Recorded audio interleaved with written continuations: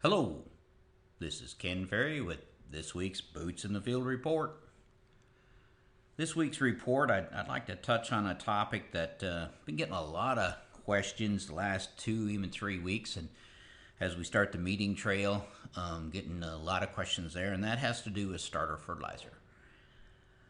Apparently, there's a lot of newcomers looking at planter fertility and got a lot of questions for the first time as far as how they're going to set their planters up, talking about the mixes and the rates.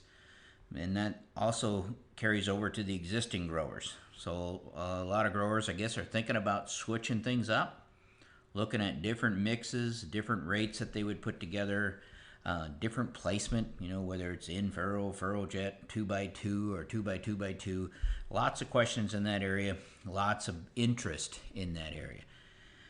So to start with, I always say, what is your goal? What are you trying to achieve with fertility on the planter? What I find is a grower's perspective on what starter is varies a lot from grower to grower. For some growers, starter is a product with phosphates and maybe some micros. Others, starter is just straight 28 or 32% with maybe a little ATZ in it. While other growers, it's biological products. We talk about bugs in the jug or bug food in the jug. And others, it's a mix of all those together. That is what they're thinking about when they talk about starter. Here at CropTech, what we consider starter is a product that has phosphate as its major nutrient. We can put some biologicals on, we can put some nitrogen on with the planter, we can put some sulfur on, but when we're talking about starter fertilizer, we're talking about phosphate. So the products like 1034-0, 618-6, 722-5, there's just many combinations. Usually there's a zinc source in there when there's a phosphate source in there. And phosphate is our source of energy to drive growth in the very beginning of a corn plant's life. The time of year when your soil is cool and the soil biology is somewhat dormant. Corn can do a lot of growing out there if it can find phosphate, but when we talk about soil biology, meaning the microbes waking up and starting to release nutrients in the soil, that's going to happen somewhere north of 65 degrees. So we have to get the soil warm enough to get phosphorus to come into solution. But a corn can do a lot of growing from 50 to 65 degree soils if it can find a source of phosphate. And again, phosphate is the energy for growth. The quicker the plant reaches this source, the faster the response. In-furrow applications respond the quickest. When we compare in-furrow at low rates to the 2x2 at higher rates, the in-furrow almost always responds first. You can see it visually respond to it, especially if you have a check strip out there like we do in the plots. And it's a little later when the roots finally find the 2x2 and they kick in. Now in the history of our plots, the 2x2 usually out-yields the in-furrow. Even though it kicks off later, it tends to catch up, and I believe that's due to the higher rate. That in-furrow gives us a quick pop, but doesn't have the staying power that the higher rates do in the 2x2. Place this planter phosphate where the roots can access it quickly is kind of important. It's one of the 4 R's, the right place. Phosphate doesn't move much when it's applied. It needs to be placed where the early root system will actually grow through it, grow through that band of fertilizer. In our plots, phosphate that's dribbled on top of the ground behind the closing wheel has not been very effective. Now it would fare better in a coarser, sandier soil, but even there, it's somewhat limited. Unlike N, which will move in the soil with the rains, phosphate just doesn't move that much. Mixing 28% with your phosphate source is becoming more and more popular. This mix cannot be left on top or shallow incorporated. Again, while it works for N, it's just not very effective for the expensive part of your starter, that phosphate. As a grower said the other day, yeah, but Ken, the brace roots, they come from above ground. They'll grow through this phosphate band and then they can pick it up. Yeah, this is true. But by then it's too late to get a good starter response. You know, we've got corn at that point almost head high.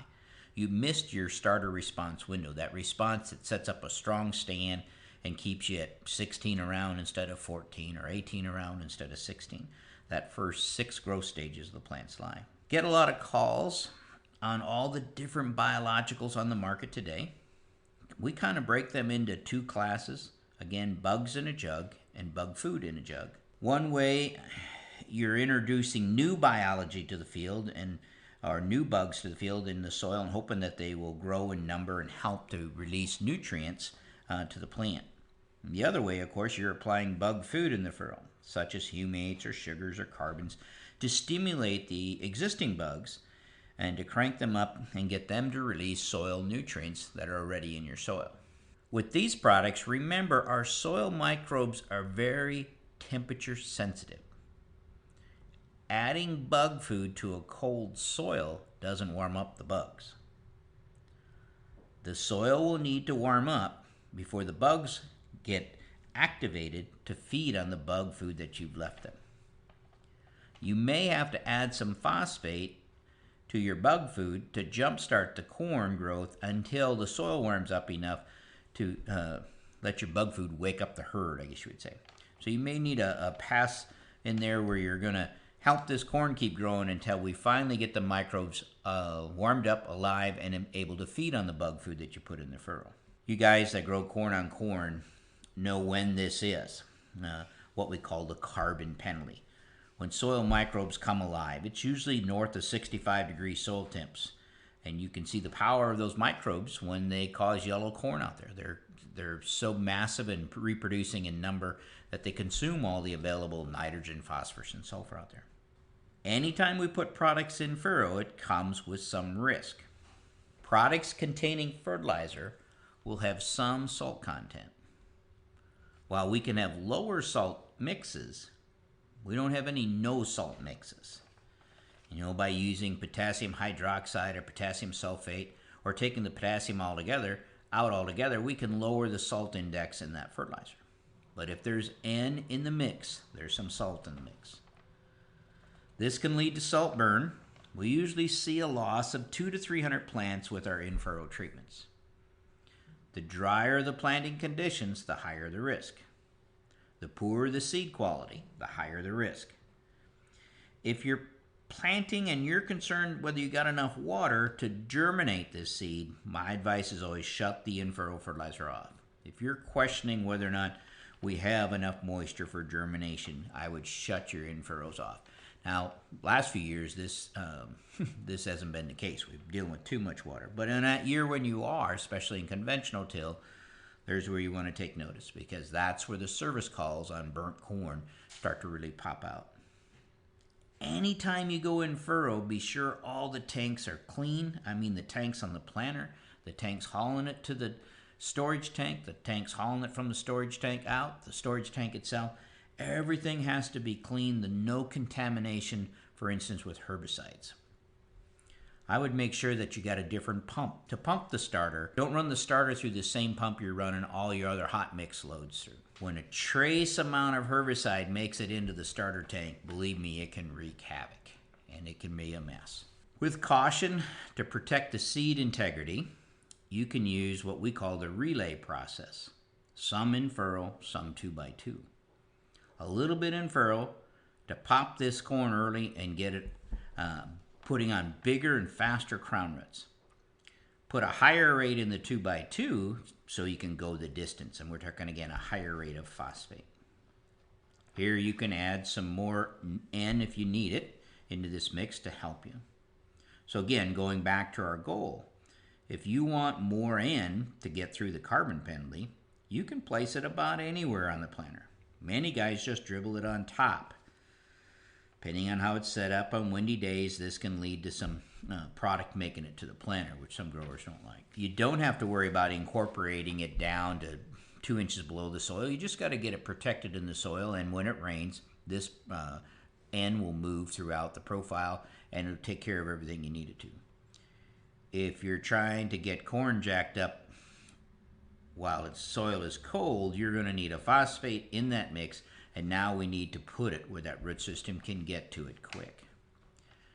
For you guys planting in the preventive plant acres that were kept clean all year, starter is a good way to get yourself around the fallow syndrome, but it will need to have phosphate in it.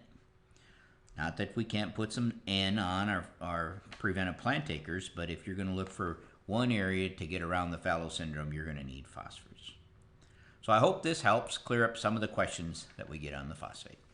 To stay up to date, check out our website at croptechinc.com and subscribe to our podcast, Boots in the Field Report. Keep her safe, keep her moving.